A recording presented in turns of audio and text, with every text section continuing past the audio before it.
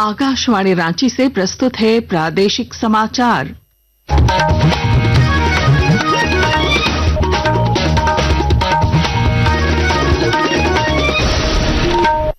नमस्कार, प्रादेशिक समाचारों के साथ मैं पूनम केरकेट्टा। पहले मुख्य समाचार। मुख्यमंत्री हेमंत सोरेन की अध्यक्षता में आज शाम 4 बजे होगी राज्य कैबिनेट की बैठक। कई अहम प्रस्तावों को मिल सकती है मंजूरी। ऑपरेशन सिंदूर की सफलता पर राज्य के सभी प्रमंडलीय मुख्यालयों में आज निकाली जा रही है तिरंगा यात्रा।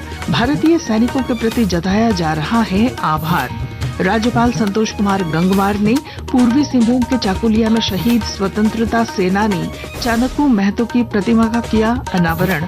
उनके साहस और बलिदान को किया नमन। राज्य के उत्पाद मंत्री योगेंद्र प्रसाद की तबीयत अचानक बिगड़ी। सीने में दर्द की शिकायत के बाद रांची के एक निजी अस्पताल में कराया गया भर्ती। और पेशा कानून पर आज रांची में कार्यशाला का आयोजन। राज्य के आधा दर्जन मंत्री ले रहे हैं हिस्सा, देंगे अपने अहम सुझाव। और अब समाचार विस्तार से। मुख्यमंत्री हेमंत सोरेन की अध्यक्षता में आज शाम 4 बजे से रांची के प्रोजेक्ट भवन में राज्य मंत्रिपरिषद की बैठक होगी। बैठक में झारखंड यूनिवर्सिटी बिल और नई उत्पाद नीति का प्रस्ताव लाया जा सकता है। इसके अलावा राज्य हित में कई विभागों के अन्य प्रस्तावों को भी स्वीकृति दी जा सकती है। ऑपरेशन सिंदूर की सफलता पर राष्ट्रव्यापी संपर्क अभियान तिरंगा यात्रा के आयोजन का सिलसिला जारी है।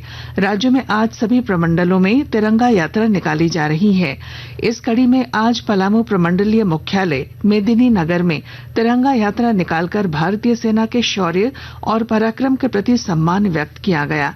तिरंगा यात्रा में सांसद बीडी राम के अलावा भाजपा के कई विधायक शामिल हुए। उधर साहिबगंज में भाजपा नगर मंडल की ओर से आज सुबह गांधी चौक से भव्य तिरंगा यात्रा निकाली गई। इसमें पूर्व विधायक अनंत ओझा समेत कई भाजपा नेता शामिल हुए। इधर जमशेदपुर में नागरिक बैनर के तले आज विशाल तिरंगा यात्रा निकाली जाएगी। यात्रा शाम 4 बजे साकची स्थित जुबली पार्क गोल चक्कर से शुरू होकर बसंत टॉकीज गोल चक्कर के रास्ते नेताजी सुभाष मैदान तक पहुंचेगी। यात्रा में पूर्व मुख्यमंत्री रघुवर दास, पूर्व केंद्रीय मंत्री अर्जुन मुंडा, सांसद विद्युत वरण महतो और भाजपा के पूर्व प्रदेश अध्यक्ष डॉक्टर दिनेशानंद गोस्वामी भी शामिल होंगे। इस बीच भाजपा के प्रदेश कार्यकारी अध्यक्ष रविंद्र राय ने कहा है कि ऑपरेशन सिंदूर ने यह साबित किया है कि आतंकवाद के खिलाफ विश्व का नेतृत्व करने की क्षमता भारत में है। आतंकवाद पर एक गहरा चोट मोदी जी के नेतृत्व में भारत की सेना ने किया है और यह सिद्ध किया है कि आतंकवाद के खिलाफ विश्व का नेतृत्व करने की क्षमता भारत में है। इस पराक्रम के लिए हम प्रधानमंत्री जी का अभिनंदन करते हैं, भारत की तीनों सेना का अभिनंदन करते हैं। देश भर में निकाली जा रही तिरंगा यात्रा को लेकर कांग्रेस पार्टी ने भाजपा पर निशाना साधा है। पार्टी के वरिष्ठ नेता और राज्य की कृषि मंत्री शिल्पी नेहा तिर्की ने कहा है कि भाजपा जन भावनाओं का राजनीतिकरण कर रही है। देश के भावनाओं को राजनीति से इतना भी नहीं जोड़ना चाहिए, ये मेरा व्यक्तिगत सोच है। ऑपरेशन सिंदूर इस भारत का एक शान है। अब इसको कोई राजनीति पार्टी बैनर पोस्टर में छपवाने लग जाएगी, इसका झंडा ले लेके घूमने लग जाएगी, तो आप समझ सकते हैं कि कितना नीच मानसिकता हो सकता है वैसे लोगों का। केंद्रीय वन पर्यावरण एवं जलवायु परिवर्तन विभाग के राज्य मंत्री कृति वर्धन सिंह 2 दिवसीय दौरे पर चतरा पहुंचे हैं। वे आकांक्षी जिला कार्यक्रम की समीक्षा कर रहे हैं। बैठक के बाद वे स्थल निरीक्षण कर भौतिक रूप से योजनाओं का जायजा लेंगे। राज्यपाल संतोष कुमार गंगवार ने आज पूर्वी सिंहभूम जिले के चाकुलिया प्रखंड के भालुक बिंदा के पास शहीद स्वतंत्रता सेनानी चाणकू महतो की प्रतिमा का अनावरण किया। इस मौके पर उन्होंने वीर शहीद चाणकू महतो के साहस और बलिदान को नमन करते हुए कहा कि यह प्रतिमा केवल एक मूर्ति नहीं बल्कि इतिहास की जीवंत स्मृति है जो आने वाली पीढ़ियों को देशभक्ति की प्रेरणा देती रहेगी। उन्होंने कहा चाणकू महतो न केवल एक महान स्वतंत्रता सेनानी थे बल्कि अधिकारों की रक्षा के लिए जन चेतना के अग्रदूत भी थे। आकाशवाणी के ताजा तरीन समाचारों के लिए आप हमारी वेबसाइट newsonair.gov.in पर लॉग ऑन कर सकते हैं। ताजा समाचार X handle @AIR news alerts और Facebook page All India Radio news पर भी उपलब्ध है। आप प्रादेशिक समाचार एकांश के एक्स हैंडल @AIR न्यूज _ और Facebook page Akashvani news Ranchi, Instagram page तथा YouTube channel AIR news Ranchi पर भी हमारे बुलेटिन सुन सकते हैं। प्रादेशिक समाचार आप आकाशवाणी रांची से सुन रहे हैं।